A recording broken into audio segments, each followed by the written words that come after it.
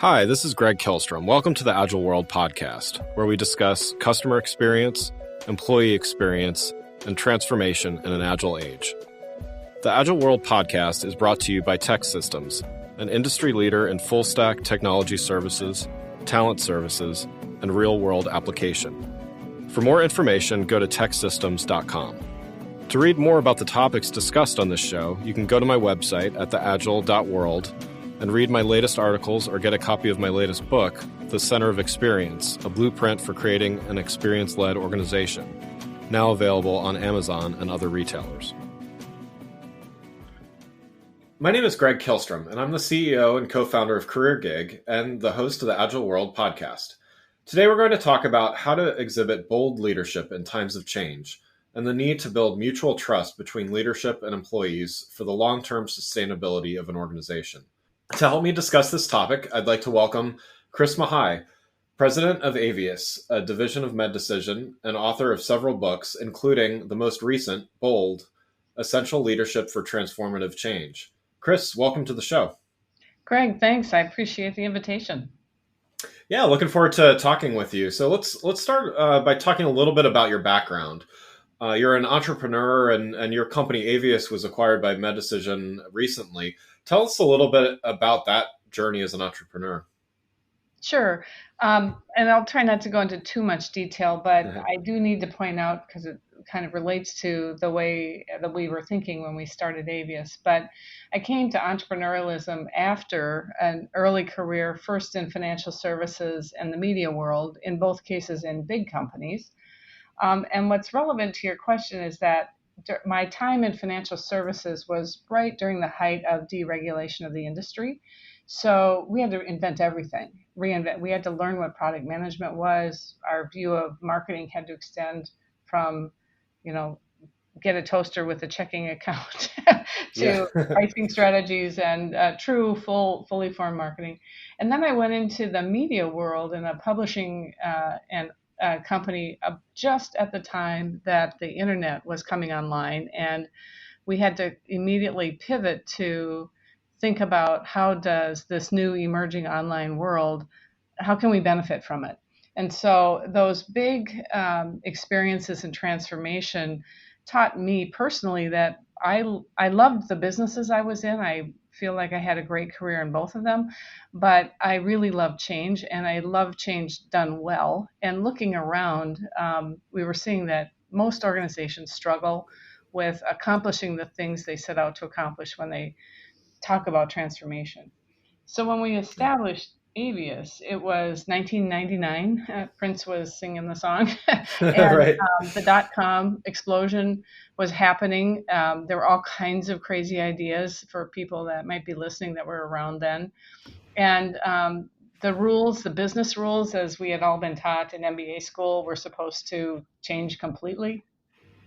That didn't quite happen in the form that it was anticipated, but as a firm, we wanted to take people that loved the challenge of transformation, believed better things were possible than whatever the status quo was today, and wanted that to be the essence of the work. And so we started Aveus. And the last 10 years, I would say, of our independence has really evolved into more and more healthcare broadly. We've worked with medical device, health plans, provider organizations, integrated health systems, professional services for healthcare, pharmaceuticals, you name it. But that's happening because there's so much change demand in the healthcare arena. Medecision was actually a client of ours for several years, and Deb Gage, who's the CEO of Medecision, was on our advisory board. And so when we decided it was time to move our team inside a company, Medecision was a great choice because both of the companies are passionate about the same thing, which is helping healthcare organizations transform effectively. So I'll stop there. But that's how I got to starting my own business. That's great. Yeah. Well, I mean, to follow up on that a little bit, I mean, as an entrepreneur, so I mean, you talked about working with organizations on change initiatives and things like that. What about leadership, and how has being a leader as an entrepreneur shaped your views on leadership in other organizations? Yeah, so that's a great question too. You mentioned my books when you were doing the introduction, and actually, I have a book in the drawer. I've had it in the drawer for some time. I pull it out every once in a while, and someday I'll finish it. But the title, the working title, is "Changing My Mind About Absolutely Everything," and it's not to be, you know, a flip flopper, but specifically leaving big companies. So my first two corporate experiences and moving into an entrepreneurial environment literally changes your view about everything. One of the chapters is what cash flow. Again, if you go to uh, in school, you learn, how to manage cash flow if you take any business classes at all, and that assumes you have cash. Right, right. They're just simple things that seem so obvious. And one of the biggest things that struck me, being in a small shop and being entrepreneurial, is the value of a day. It is so easy in large companies for um, a decision to sit in an inbox, whether it's electronic or literal, for days or weeks, and people don't realize the cost of letting that languish. In a small business, every day you can put a price tag on making a decision today that can move you forward. And so, literally, everything about the entrepreneurial experience has changed the way I think about what kind of people do you want to surround yourself with? What kind of leader are you willing to be? How much of yourself are you going to put into what the business becomes? And those are all things that are important in large environments, but you can actually, the system, well, if I can put it that way, that exists and the culture that exists in a large organization can mask a lot of that for leaders. And it's one of the reasons we like to work on transformation is finding those leaders inside those large organizations that want to break through and want to do the entrepreneurial things that are still required even if you're a large organization. Does Yeah. that make sense?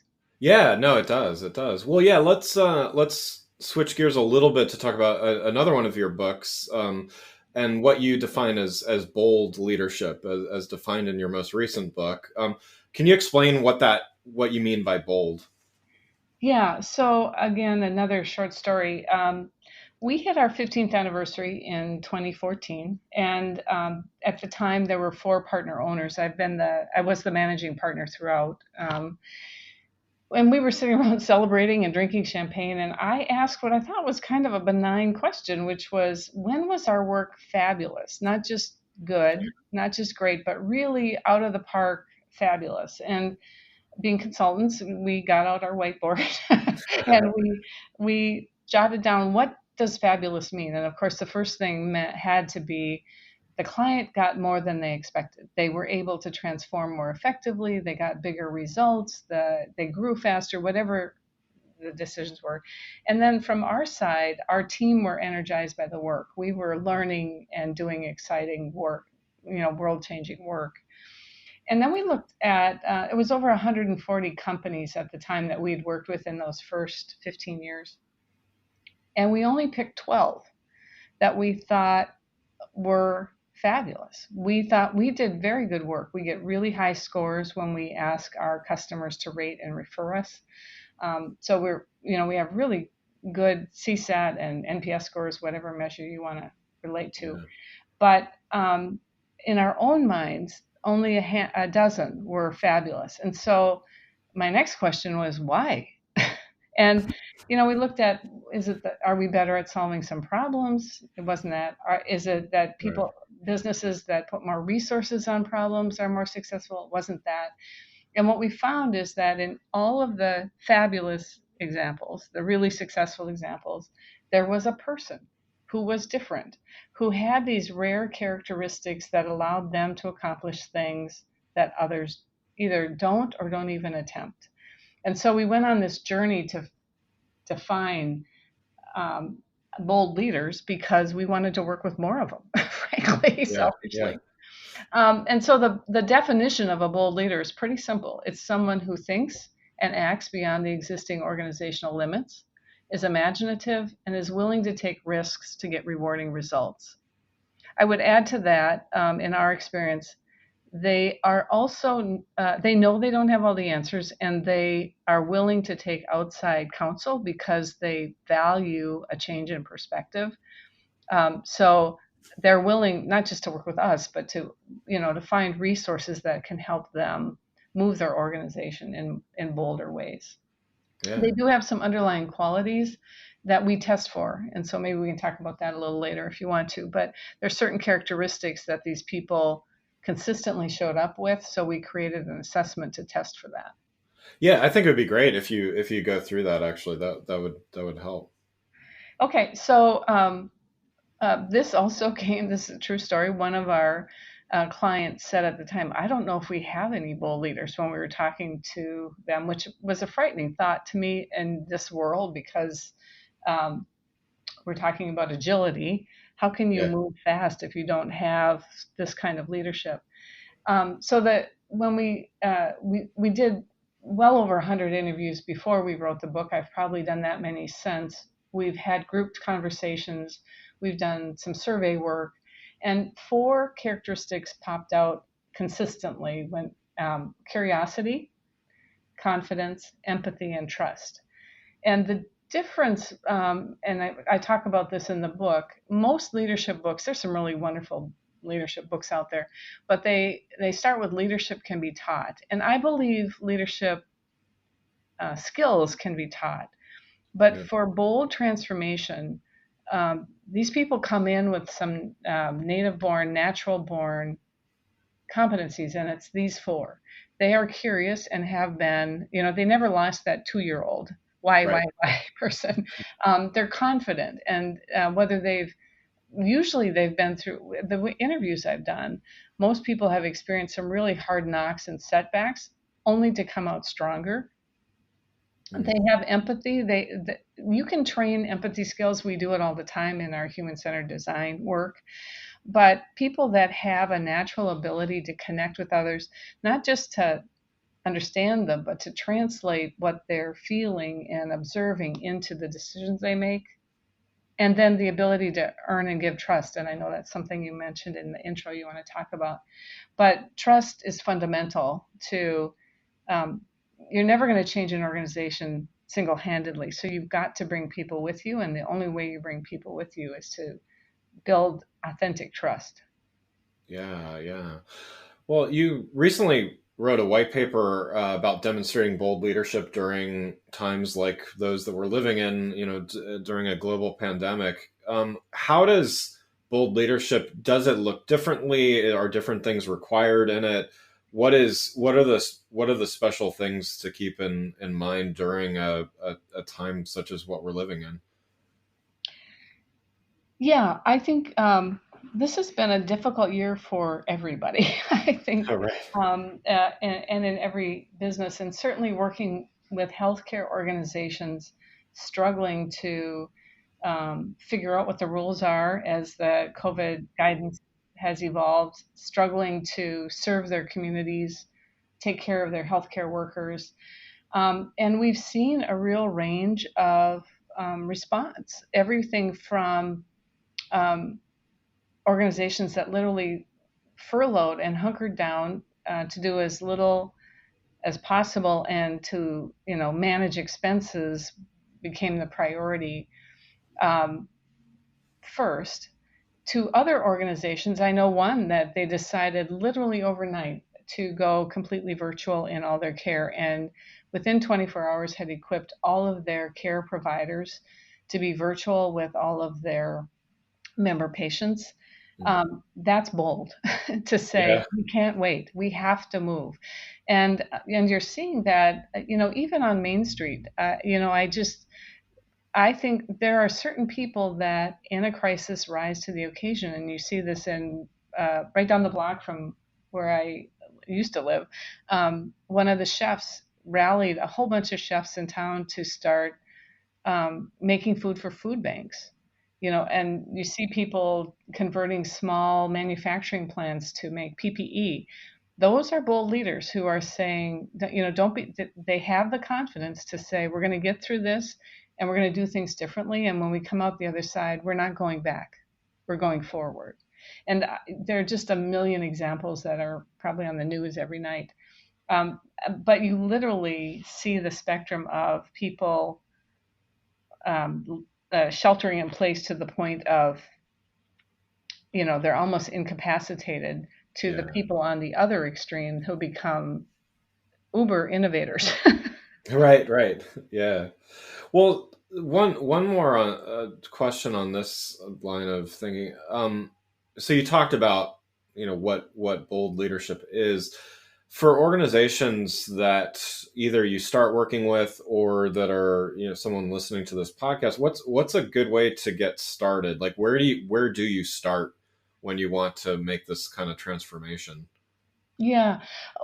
Well, I think Jim Collins wrote about this. Lots of people have written about this, but we're in the most basic sense, we're talking about putting the right people in the right seats on the bus, right? Yeah. So there are lots of great leaders who are highly competent because they work effectively in the status quo. They are not the people that are going to lead you through transformation. And very often organizations make the mistake of, here I have, John or Sally, my high performers. They're high performers in the current environment. And then we put them on a task and we're disappointed that they failed. Well, they failed because they don't have that creative curiosity to break through the status quo and change it.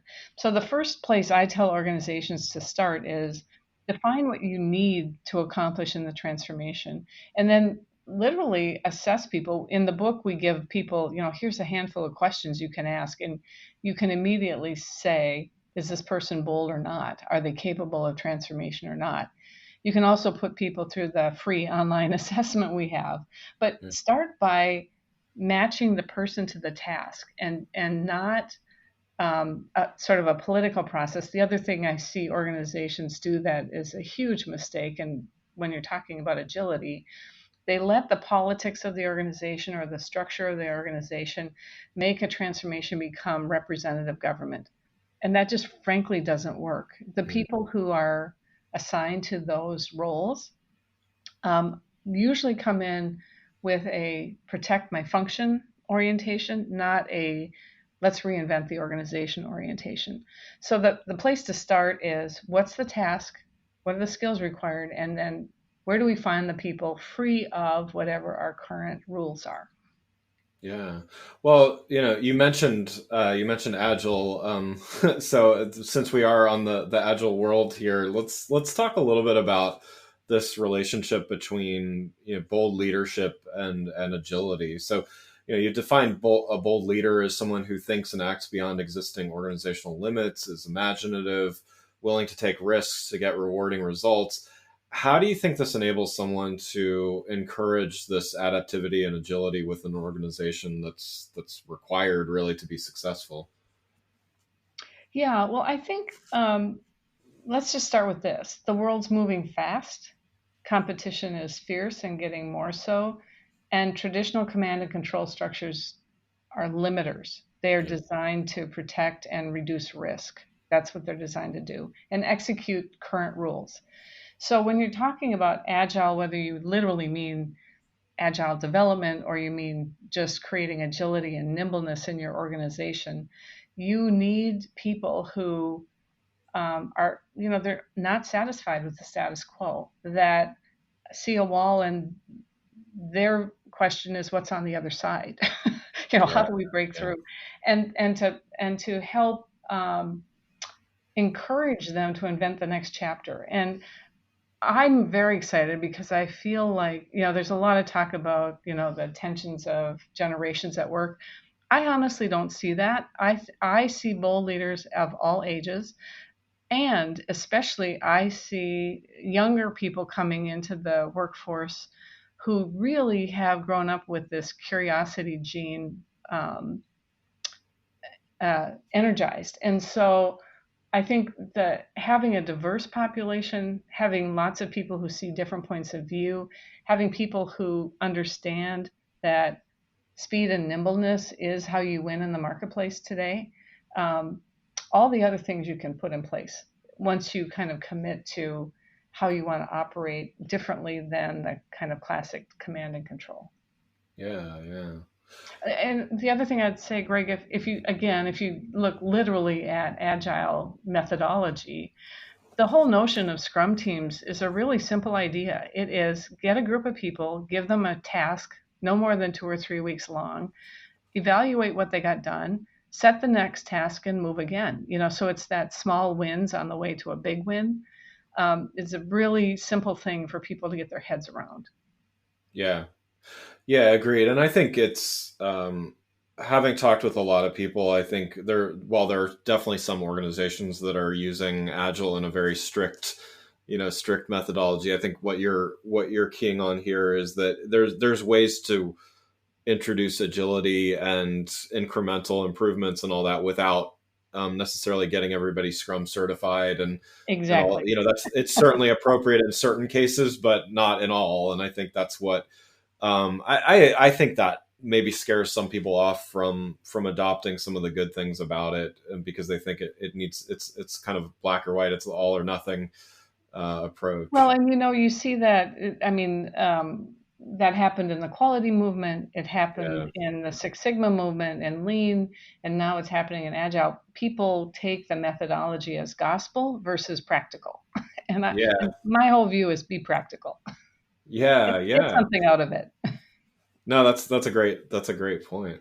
Well, following on that a little bit more, you recently wrote about mutual trust between leaders and employees is critical to success. How do you define some of the factors that help build this trust? How do you work with organizations to start building that trust? Yeah, this is one of my favorite topics, so be warned. But at Avius, we have a trust model we've used for years, and it's really a lot of times when you say trust, people immediately go to motive, and it's such a weighted word. To get underneath it, we look at the three dimensions that create or destroy trust, and they are capability, reliability, and motive. And very often when people say, I don't trust the leader, or I don't trust my employees, or I don't trust that department, they are ascribing motive. But really, very often trust gets um, engendered or destroyed because of capability. So, for example, you can put a person into a stretched job because you see them as high potential, but they're not proven. So putting them in that job, they are not 100% capable. And your role as a leader is to help them learn what they need to do to become fully capable. In other situations, you can't afford that learning time and you need a fully capable person. And so there are decisions as a leader you make about when you are in development mode and when you're in execution mode, and how capability weighs in. Reliability is a little different. Reliability says Greg's completely competent. I've seen his work performance, but he's not showing up. He's Yeah. not turning in his work, or his work's incomplete. And so on the reliability side, what I always want to know is there something going on that maybe it's personal, it has nothing to do with work, or maybe there are limiters at work that he or she is afraid to discuss. So really understanding the source of failures to be reliable are critical. But those two factors um, are often ignored when you talk about trust and people go right to motive. Motive, the way I think about that is the person in front of you self-oriented? It's all about me. Is this good for me? Am I going to advance my career? Will I get my commission? Will I? Yeah. Some of those things are legitimate, but if that's all consuming, that person's motivation is going to turn off other people. If their motivation is other oriented, this is better for the organization. This is better for my team. This is better for our customers. This is better for our stakeholders. That other orientation will elevate trust. And so I always encourage people to kind of get underneath the word. Um, And then the last thing I'll say is I think the other trap leaders fall into is it's very easy, as I'm doing right now, to start telling people answers Yeah. instead of asking questions. And so conversation becomes one directional. That is very limiting to trust building. If you can open up and engage people and get their ideas into the conversation, way more likely that you're going to build trust. Yeah. Yeah. So how's that measured? As far how do you recommend that an organization measures trust? Yeah, I think I'm very sure it was Stephen Covey that first coined the phrase the speed of trust. Yeah. Yeah. So, one of the things that I look at is um, are your, we were talking about entrepreneurial and innovation, um, are the things that are going to make you successful in the future advancing at a pace that you're satisfied with? And if not, why not? And usually there's some trust factor. Well, we were waiting for that department to do something, or we were waiting for so and so to do something. And so I think just looking at the speed of performance is critical. I Yeah. also think you can look at capability and reliability. It comes out in basically productivity measures for various departments. Are they are they partnering effectively? And then is the result that they're delivering useful to advancing whatever the assignment was? So I think you can use some pretty standard business metrics and apply them to, are we becoming more trusting or less trusting? And then, of course, there are surveys that you can take. Edelman has the wonderful trust barometer. You've probably Yeah. seen it, Yeah. that you can participate in. But I like hard measures because people, what you if you know the old phrase, people love to be part of a winner. Well, winning means that there's trust in the organization and people are aligning to the tasks. And that comes through in speed, predictability, reliability, quality, what your customers are saying about you in the marketplace. Yeah. Yeah. So, one last question before we wrap up. Um, you've written several books and continue to write. It sounds like you've got one you're working on um, as we speak. So, Yeah. what role do you see being an author play that helps you in the rest of your work? Oh, I love that question because nobody asks me about writing. um, and the number one thing I think is that writing has taught me the value of rewrites. And what I mean by that is early in my early career, I was in such a race to climb the ladder and accomplish business goals. And I was kind of a once and done girl. Yeah. I wrote Yeah. it once, I turned in the business paper, I turned in the report. Um, Doing creative writing or whether it's a book or an essay or sharing your thoughts, through a Slack channel or however you might do it,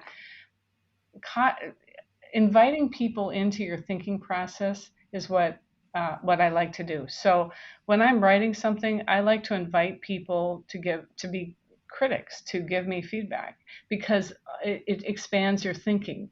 And it's the same is true in leadership. When we started Avius and my team, if you ask them, would say, I say all the time, make my ideas better. Writing taught me that. Yeah. Invite people in and make your ideas better. No, that's great. I like that. That's great. Well, again, I'd like to thank Chris Mahai, president of Aveus, a division of Medecision, and author of several books, including the most recent, Bold: Essential Leadership for Transformation. I cannot say the name of that book. Okay, Just say I'm bold. gonna I'm gonna go back a question. I missed something. So, breath of. Chris, thanks so much for joining the show. For those listening, what's the best way for them to learn more about what you're doing? Well, the easy way would be to go to avius.com, click on the bold link. If you're interested in the bold leadership or trust conversations, you'll find lots of information there, including lots of interviews with bold leaders that we've met through the years. That's probably the easiest thing to do. Obviously, you can get the book, um, and you can find me on LinkedIn and probably any other place that professionals are found. Great, great. Well, again, I'd like to thank Chris Mahai, president of Aveus, a division of Medecision, and author of several books, including the most recent, Bold, Essential Leadership for Transformative Change, for joining the show. To learn more about both customer and employee experience, I recommend you go to my website at gregkillstrom.com and make sure to check out my latest book, The Center of Experience. More information is available on my website or wherever the book is available, like Amazon. Thanks again for listening to The Agile World with Greg Killstrom. See you next week. Thanks again for listening to the Agile World podcast, brought to you by Tech Systems. I'm your host, Greg Killstrom. You can learn more and get a copy of my latest book, The Center of Experience, from my website at theagile.world or on Amazon or other retailers. Until next week, stay agile.